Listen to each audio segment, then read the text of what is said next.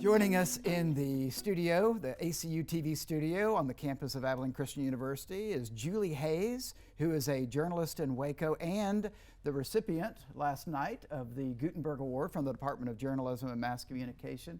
Congratulations. Thank you. On the receipt of that. What an amazing event you guys put on. Thanks for doing it. Well, we had a great time, and you did a great job in talking about your experience. So you are the host of Midday with Julie in Waco, Texas, KWTX. It's okay, it's a mouthful. And so tell me about the show that you do. Okay, so the program that I'm a part of, it is called Midday with Julie, so it's with me. And it's 30 minutes, it's 12 to 12:30. It's just a midday broadcast. And it's a little bit the result of my ever-changing schedule that is, for the majority of my career, I did the 5, 6, and 10 p.m. news. But then when I had kids and needed a little more time to be with my family, that was just something that we came up with, like, well, are you available during the noon hour? Because at that point, I wanted to be able to drop my kids off at school and pick them up.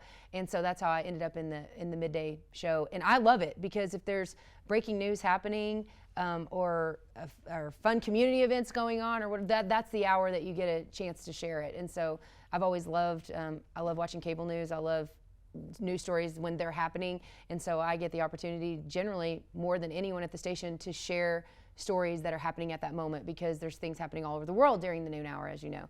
So it's been a fun ride. I've only been doing that show, I guess maybe 4 or 5 years now. It's my second time to do it. The first time I did it was when I first started anchoring at KWTX. I did the morning and the noon broadcast, so it's not anything that's new to me. But then I went to the dark side, evening news.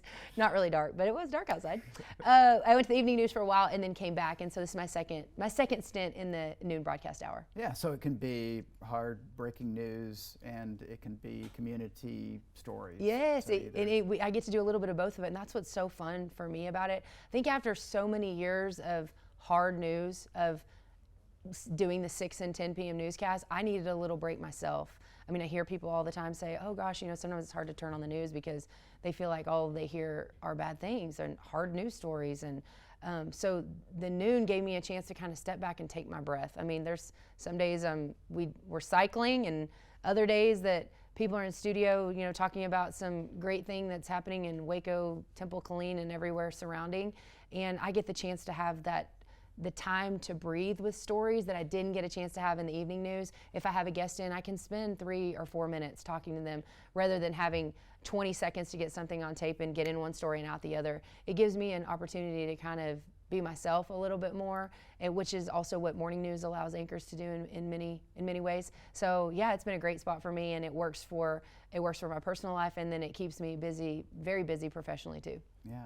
Tell me, we talked last night about your decision to stay in the Waco community, to plant roots there.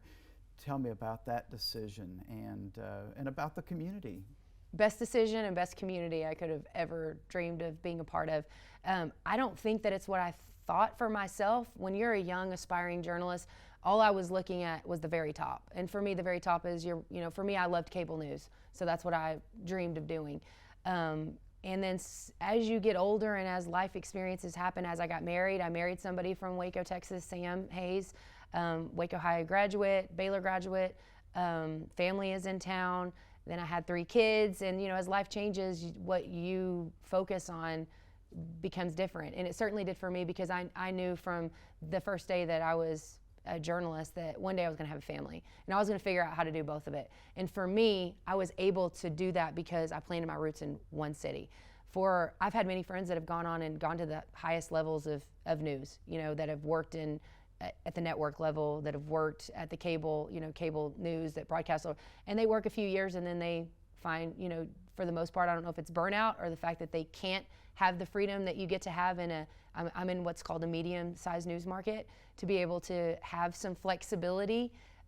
It's the best decision I ever made. I don't have any regrets. I watched the video, the station surprised me at the Gutenbergs with a look back. I mean, believe me, I watched some of the early years and I'm like, how'd I ever get a job? I'm glad someone saw something that I certainly didn't see in that resume tape. But I found a good TV station, and I got great advice when I was in Dallas. I was, I guess, working. I was at WFAA, and it wasn't technically an internship, but I was working there.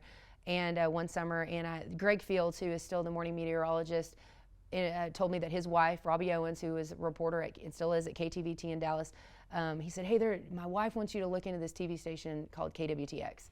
It's a good TV station. And I remember people telling me, there are a few good TV stations and there's a lot of really bad ones. I lucked into a legacy station, which made it easier. I say all that to say it made it easier to stay in one place. I was at the top rated station in the market. Anytime there were big interviews that came through town, I got the opportunity to do it.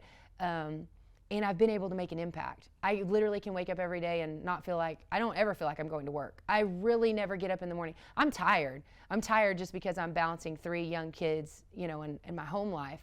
But I don't ever have days where I'm like, I hate my job. No, I get up in the morning and think like, how can I make a difference today? And that's how I view my job every single day that I'm in there. Every single story that I tell, I think this might be the only time these people will ever be on television ever again in their lives. And that's how I handle every story. And so for me, digging in one place has been the greatest decision that I ever made and allowed me to be more impactful in everything that I've been able to do. Yeah, that's great. What kinds of things, as you look around here in the studio where you've done... It looks great, by the way. Yeah. Certainly better than I was a student 30 years ago and you 20. So what kinds of things did you learn in this building that you're still putting into use? I mean, goodness, without ACU, I would never be sitting here. I truly would not. I am so thankful. I don't know how God led me to ACU, but my parents never pressured me to, they always just, what do you want to do? How do you want to go forward in your life? I never had pressure like you should do this or you should do that or you should go to college here. I simply just followed some friends and family from church to ACU, and that's how I ended up here. And had I not have gotten in a broadcast news class seriously by choosing an elective, I wasn't going to be a journalism major. And had I not have had a professor that said, you know what, I think you might have a knack for this. You want to come with me to work? So I went to KTAB-TV with Christina Campos, who was my professor at the time. And from that day forward, the second I stepped foot in a newsroom, I'm like, this is it. I'm hooked, because you know how there is a feel. You go in and it's exciting. It's really what you see that's why I love the TV shows that are about news, because they're pretty realistic. There's many days I'm taking my heels off and I'm running down the hallway to try to make it to the set on time. And we live second by second. I live my life by every third. I always know what time it is. Like if you tell me something's going to last 46 seconds, you don't have to give me a watch. There's that pressure, there's that sense of urgency, and then on the other side of that, there's also this great opportunity to spend time in helping other people and in sharing stories and in being a voice for other people that don't have a voice. And I wouldn't have done it without ACU. I wouldn't have even known that I could have done it without ACU. And I look around at all, the new things that you all have. I sat in this studio and I was telling you, I hosted a show with football coaches that I've crossed paths with in my career in Waco, one being Pete Frettenberg, who was at UMHB at the time, because when I got into broadcast news here, I thought I wanted to do sports, and then quickly realized that wasn't for me. But yeah, it's the equipment and all the things that you have, which is really cool. I didn't have any of this, and you didn't either.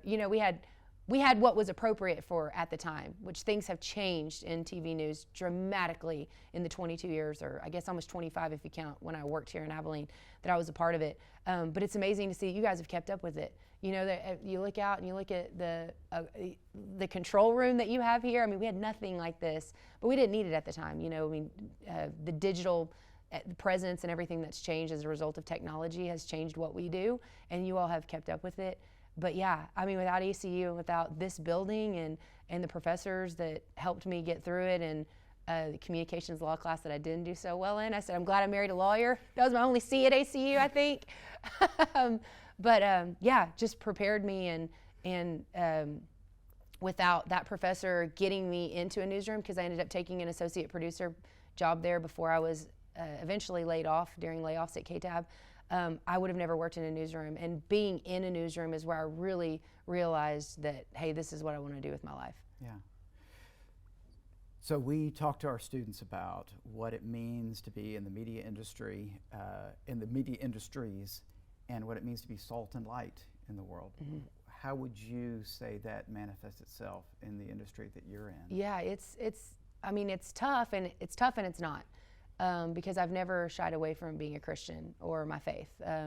And for me, I've been in a market where that's welcomed. You know, that's if anything, we don't shy away from it. And that may just be as a result a little bit of where we live.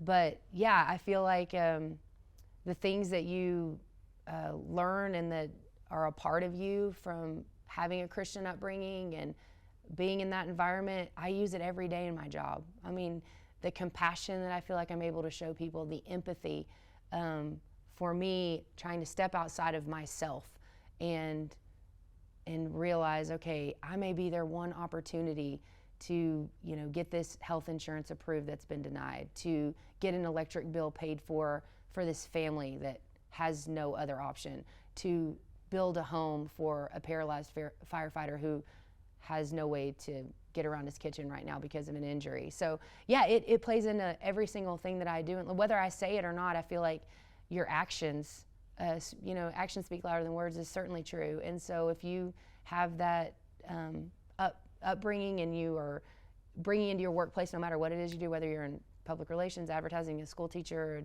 a journalist, being a Christian, you can have an impact on people in just a different way.